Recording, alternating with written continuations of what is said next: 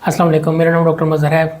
आज हम बात करेंगे छोटे बच्चों में सांस की दुश्वारी या छोटे बच्चों में सांस की तकलीफ़ की क्या क्या वजूहात हैं, जिसे न्यूनेटल रेस्पिरेटरी डिस्ट्रेस सिंड्रोम भी कहते हैं। तो सबसे पहले हम देखते हैं कि इसको हम दो तरह से कैटेगराइज करते हैं। एक प्री टर्म बेबीज़ में ये सिंड्रोम क्या होता है, दूसरा टर्म बेबीज़ में क्या होता है। तो सबसे पहले अगर प्री टर्म बेबीज़ की बात की जाए तो mostly respiratory distress syndrome pre term यानी कि टाइम से पहले जो बच्चे पैदा होते हैं, 34 वीक से पहले जो बच्चे पैदा होते हैं, उनमें ये बहुत कॉमन होता है। उसकी चंद एक वजूहात होती हैं। सबसे पहले जो बच्चे पूरे टाइम पे पैदा होते हैं उनकी लंग्स मैच्योर होती हैं। एक सब्सटेंस होता है जिसको सर्फेक्टेंट कहते हैं, और जो बच्चे टाइम से पहले प्री टर्म बेबीज़ होते हैं उनमें सर्फेक्टेंट डेफिशिएंसी होती है, मींस के उसकी कमी होती है इस सब्सटेंस की, जिसकी वजह से बच्चे के फेफड़े पूरी तरह से मैच्योर नहीं हुए होते, जिसकी वजह से बच्चों में ये इशू आता है कि बच्चा सांस लेने में बहुत तकलीफ़ महसूस करता है। दूसरा अगर हम देखें तो जेस्टेशनल डायबिटीज़, के अगर मदर को डायबिटीज़ है ड्यूरिंग प्रेगनेंसी तो ऐसे बच्चों में भी ये सिंड्रोम पाया जाता है।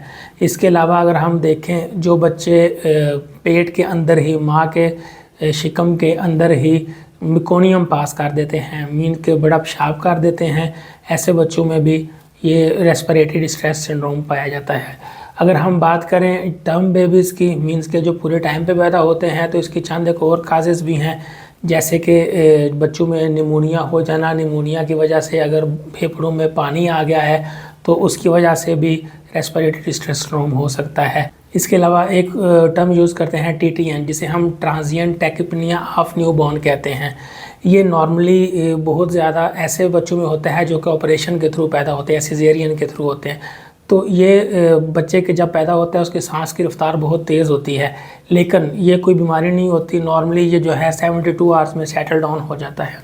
अब हम अगर बात करें कि कौन कौन से सिम्टम्स हैं या कौन कौन सी अलामात हैं जो कि इस सिंड्रोम में पाई जाती हैं, तो सबसे पहले जब बच्चा, अगर न्यूनेट्स की बात करें, बच्चा पैदा होता है, बच्चे की सांस लेने की रफ्तार काफ़ी तेज़ होती है, इवन बाज़ औक़ात मोर देन 60 पर मिनट होती है। इसके अलावा टर्म बेबीज़ में देखें हाई ग्रेड फीवर हो सकता है। बच्चा जो है, बच्चे में ग्रंटिंग होती है।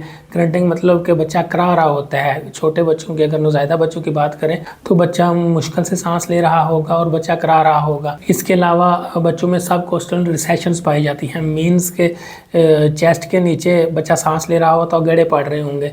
इसके अलावा बच्चों में अगर हम देखें, कुछ बच्चों में ये इश्यूज़ होते हैं कि बच्चा नीला पड़ जाता है। ये चंद एक अलामात हैं जो कि नॉर्मली रेस्पिरेटरी डिस्ट्रेस सिंड्रोम में पाई जाती हैं।